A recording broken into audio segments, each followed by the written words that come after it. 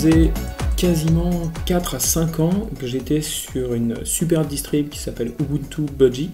J'avais installé sur mon HP Spectre et je ne l'ai jamais réinstallé, ça fonctionnait très bien. Je suis passé de Ubuntu, je sais plus, 16 ou 18 jusqu'à 22 là.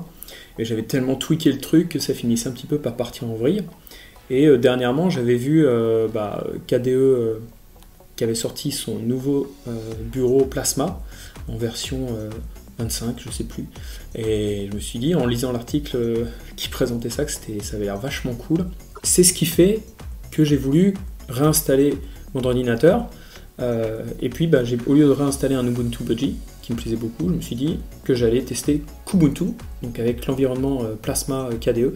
Et comme vous avez pu le voir dans la démo, je suis pas déçu, donc c'est mon petit retour sur Kubuntu et KDE. Après, ça doit faire un petit mois maintenant que je l'ai installé. Donc je vais vous faire un petit peu mon retour là-dessus dans la vidéo. Donc l'installation de Kubuntu, elle est vraiment super simple. Moi j'ai pas eu besoin de réinstaller Grub parce que j'avais déjà installé ça sur mon Linux précédent. Mais si vous avez déjà ça en place, vous faites une clé bootable.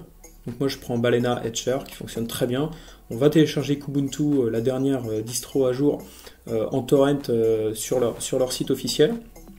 Ultra simple. Je crée ma clé USB bootable avec Balena Etcher, ça me prend 30 secondes. Et après je la clique, on redémarre. F10, F11 en fonction de votre ordi. Et voilà. On installe. Je crois que j'ai dû faire 4 étapes pour me créer les différentes, où est-ce que je suis, quel est mon réseau Wi-Fi, et ainsi de suite.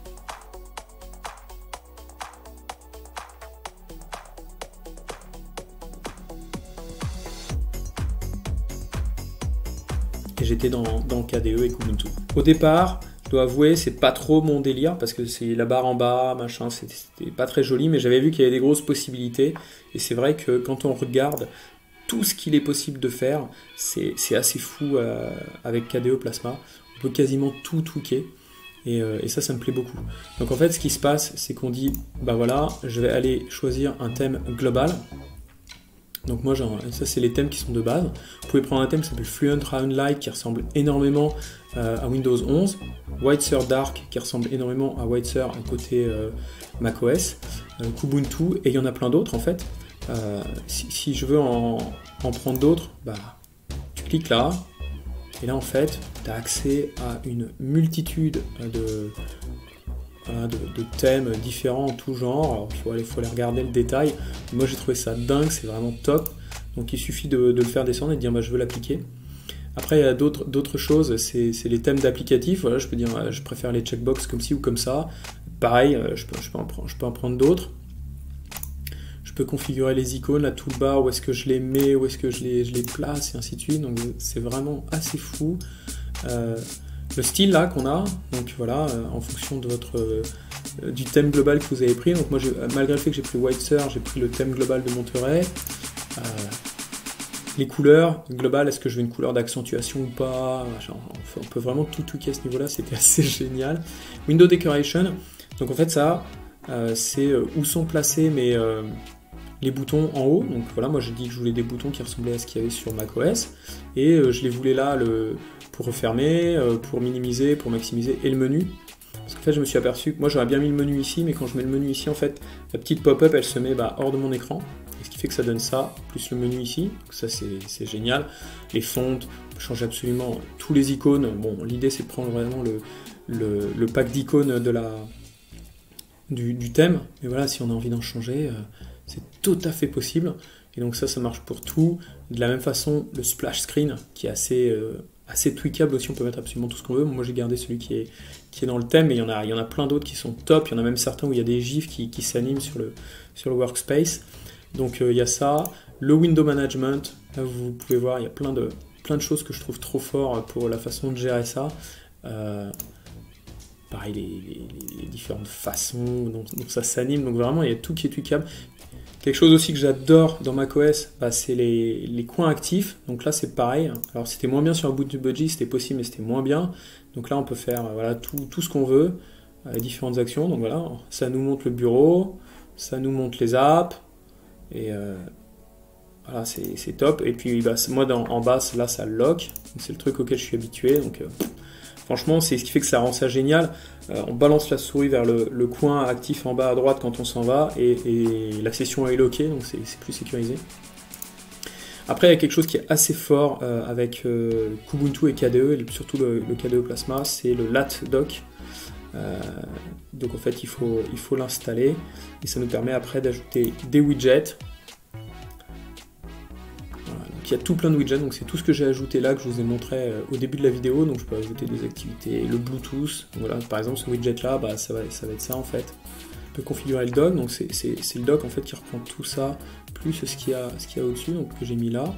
Donc, voilà, le layout. Donc moi j'ai dit voilà, je me suis fait celui-là un petit peu pour moi. Et puis on peut switcher très vite. Si je veux en prendre un autre, il suffit de le prendre et puis de faire le switch. Donc là on rentre vraiment dans les aspects très avancés de la façon dont je vais arranger mon dock. Je peux le mettre au milieu, je peux le faire plus haut, plus bas, il ne doit pas aller plus haut que ça ou moins haut que ça.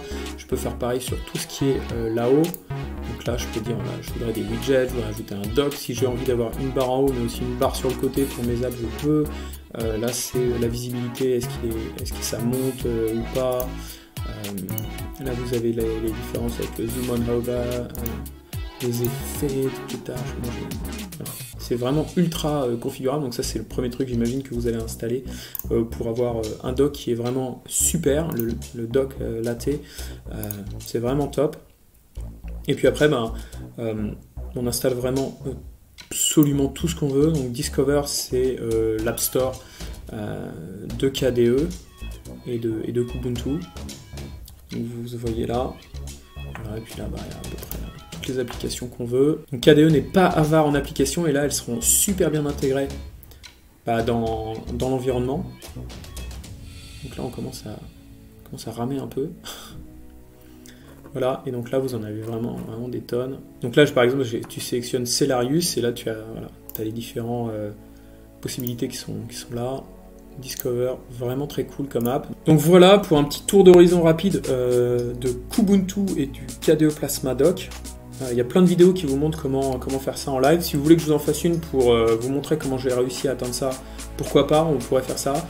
Mais en tout cas, c'est vraiment un environnement de bureau que je trouve somptueux, qui change super vite, et qui avec Ubuntu derrière, finalement on a accès à absolument toutes les apps du monde Linux.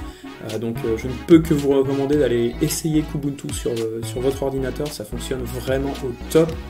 Et ouais, vraiment super fan de ça, et pourtant je suis resté quasiment 4-5 ans avec Ubuntu Budgie que j'adorais, que j'avais super truqué, mais alors là, en l'espace de une soirée et demie, j'avais quelque chose qui était vraiment au top, et vraiment super joli quoi. Quand je vois ça, franchement ça me laisse rêveur, parce que c'est très bien fait, et ça fonctionne vraiment très bien, donc je ne peux que vous recommander d'aller faire un tour sur Kubuntu. J'espère que ce petit tour d'horizon vous a plu. Si c'est le cas, mettez des pouces. Sinon, dites-le dans les commentaires, je serai ravi de comprendre pourquoi. Et puis on se retrouve très vite pour plein d'autres vidéos sur des sujets tech. Allez, à la prochaine, bye bye.